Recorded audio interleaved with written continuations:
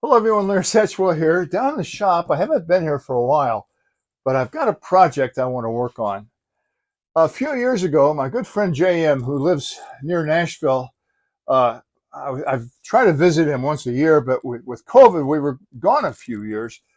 I don't remember when I got this. It was either 3, maybe 4 years ago, but I saw this on his property and I said, JM, do you want me to restore that thing for you? So I took it down and some of the wood is rotted off the top. I don't know who made this, but it was obviously homemade, and I love looking at it. It's got some vent holes up here. I'm going to show you the close-up on this. Very unique feature here. Squirrels have been in it. Yep. And this here, they put some holes in here that look like they didn't want to put the normal things here, so they put holes in here for the bird to hang on to. Bluebirds really don't need that. In fact, that's probably how the squirrel held on, put his little claws in there.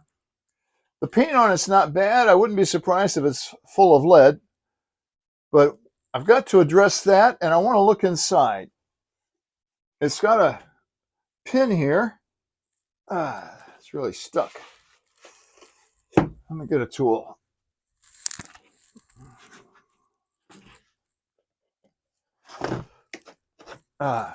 Nice rusted pin. Let's take a look. Oh, there's still a nest in there. That's not a bluebird's nest. That's probably a wren's nest. Although with the twigs in there, I'm not real sure. I like this little thing here that holds it from going all the way in. And remnants of a wasp nest.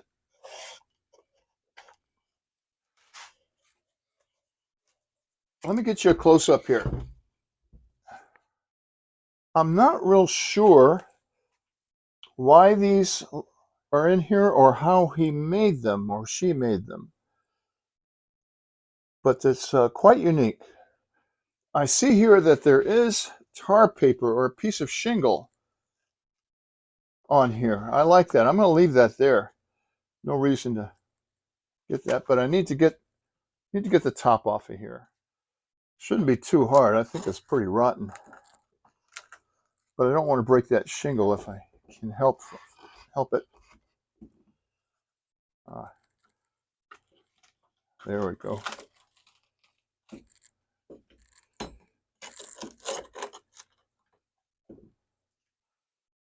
Man, there's a lot of nails in there.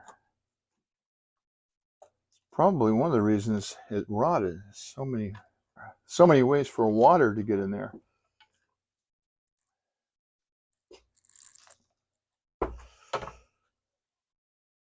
All right, there's some nails coming up from the bottom.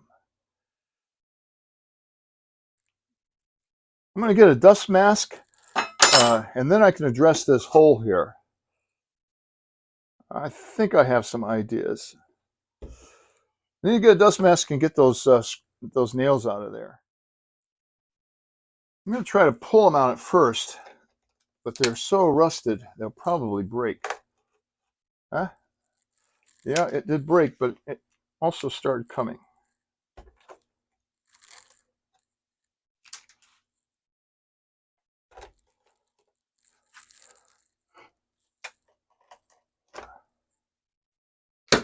That wood's feeling a little bit rotten.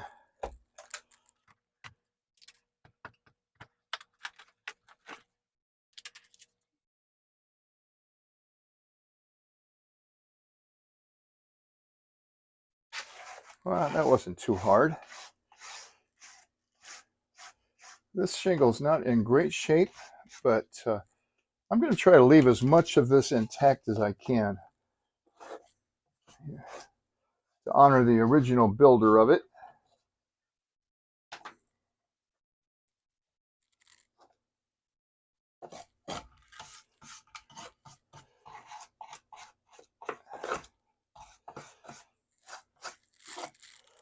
I don't know whether I want to paint it or not.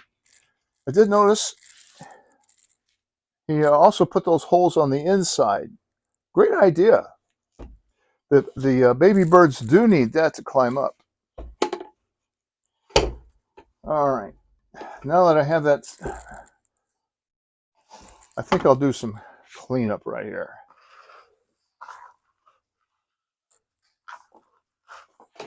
Now that I can lay it flat, I can work on this hole.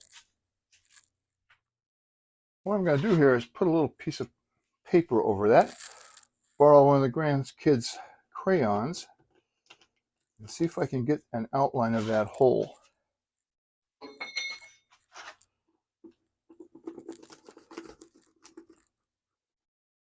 It's not exactly round.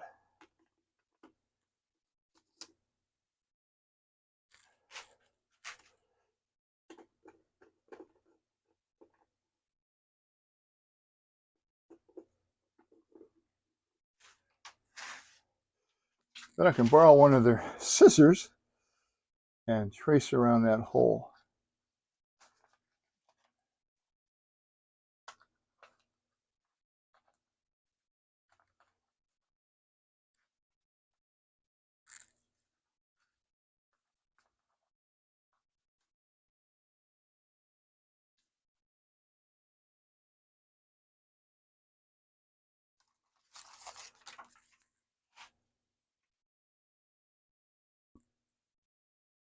I think that'll fit pretty good there.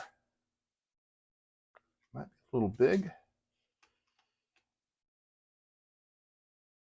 So I dug through my scrap pile and found a little scrap. I also brought down some glue. Didn't take much from the grandkids' work center. And I just want to put that on there a little bit. Doesn't really have to be on there too good. Now, so let's address the front here. I'm going to put a cover over that.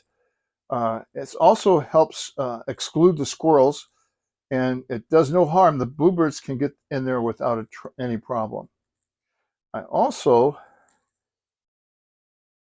this is in there with screws, so I might take that off temporarily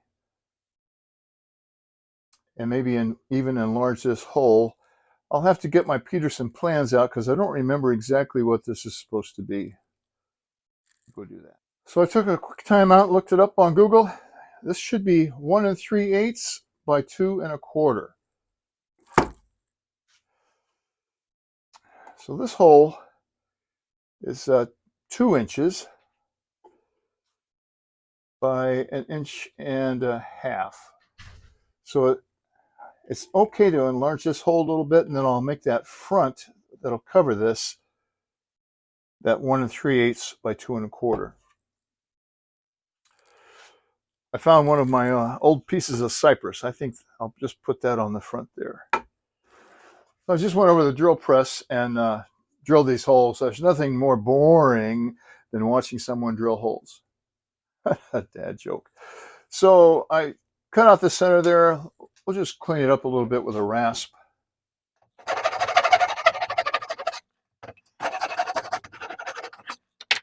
And test fit it over the hole. So I need to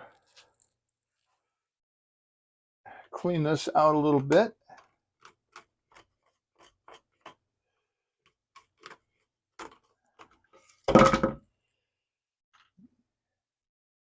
And I think that would best be done with a jigsaw. Probably should have a little bit smaller blade in here, but let's give it a go.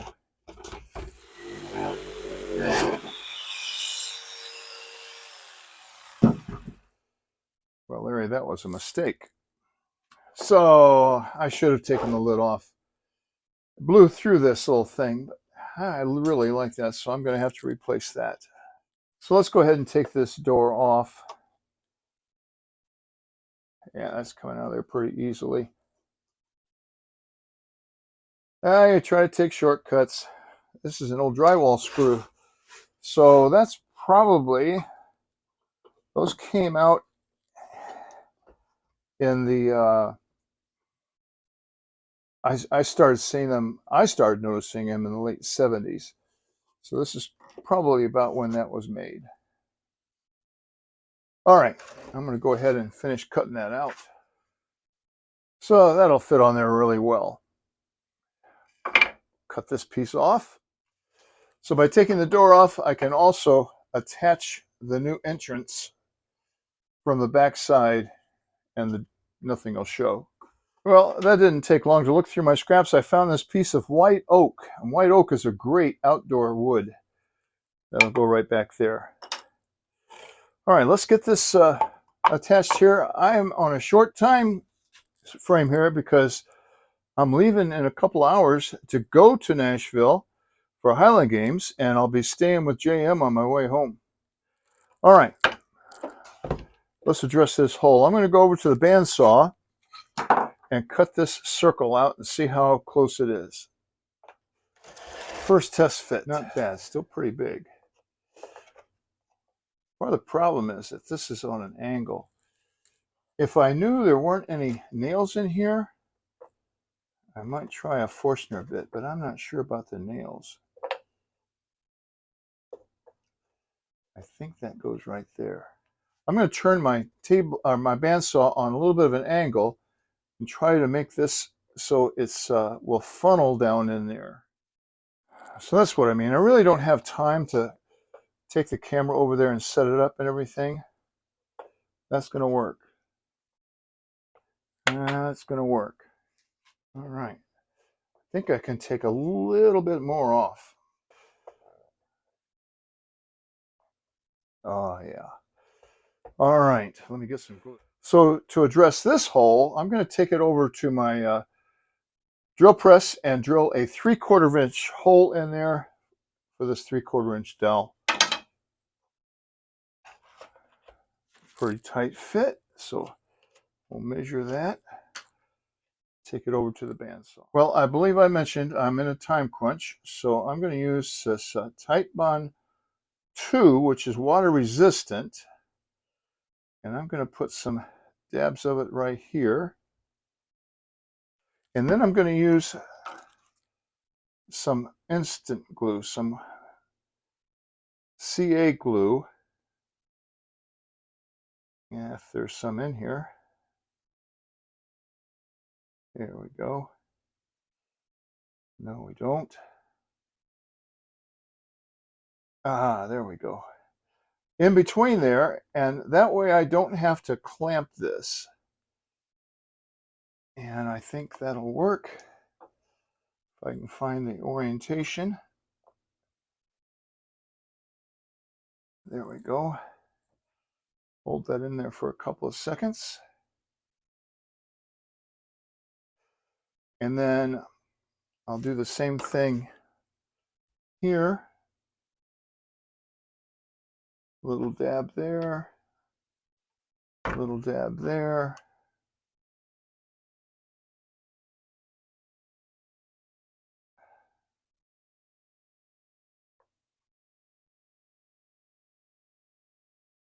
Good. Let's do the same thing right here.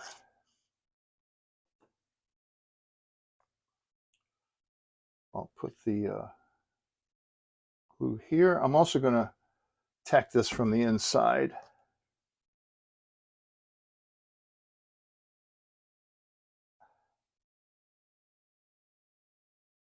As soon as this glue sets up a little bit.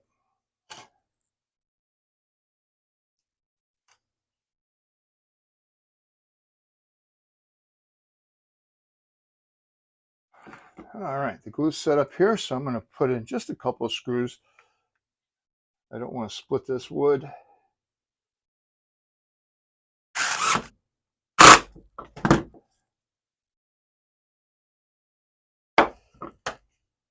Looks good.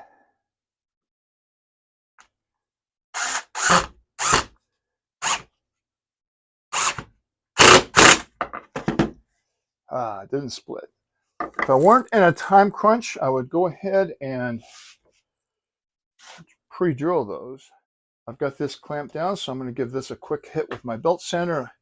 80 grit. It won't take but a second to level that out.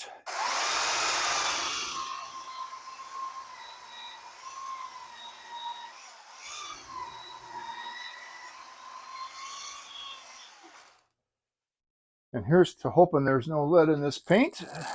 I have a dust mask on, but that's not really good enough in this case. I think that'll work. It's closed in from the inside. Let's get the door put back on. Well, you know what? Before I put this door on, let's go ahead and put this little piece back on. I don't think this will glue very well because it's already been stained. So I'll go ahead and put the stained side out. Give that a nice hit.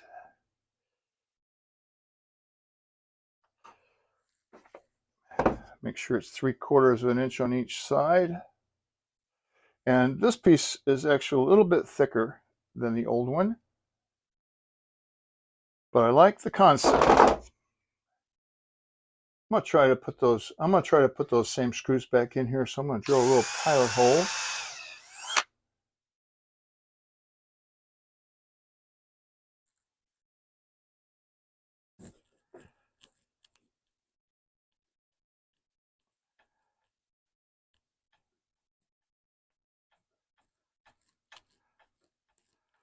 Again, just to honor the original maker.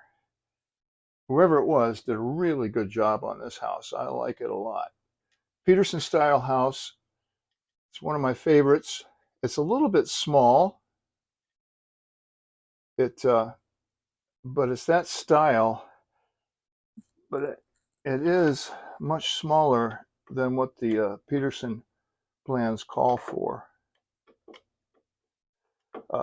Maybe there weren't any plans at that time. I don't know.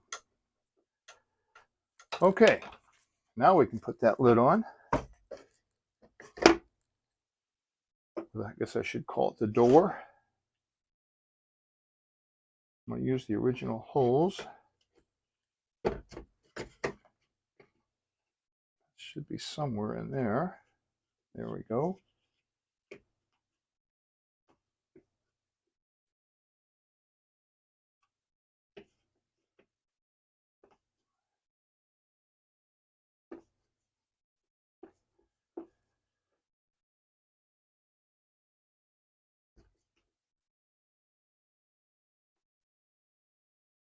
Well, that was exciting video. I think I'll speed up this side. Well, that works. All right, I don't want to put that rusty thing back in there. I found a piece of plastic coated copper wire. I think that'll work. I'll cut that off.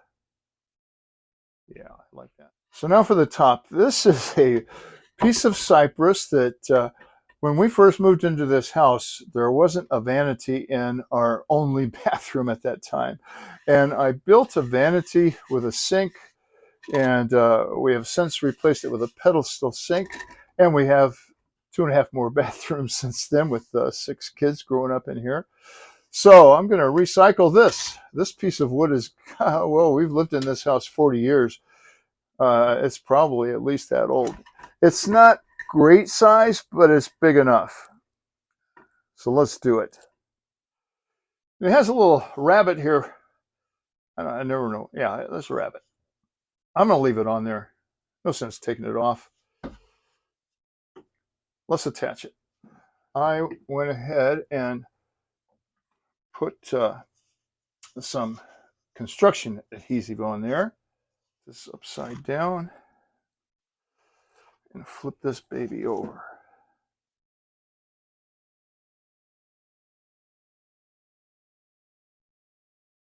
Now, that's going to take a while for that to set up. So while that's setting up, I think I'm going to take it outside and give it a Syracuse orange paint job. He graduated from Syracuse. Birds aren't going to care. So let's take it outside and let that set up while it's drying.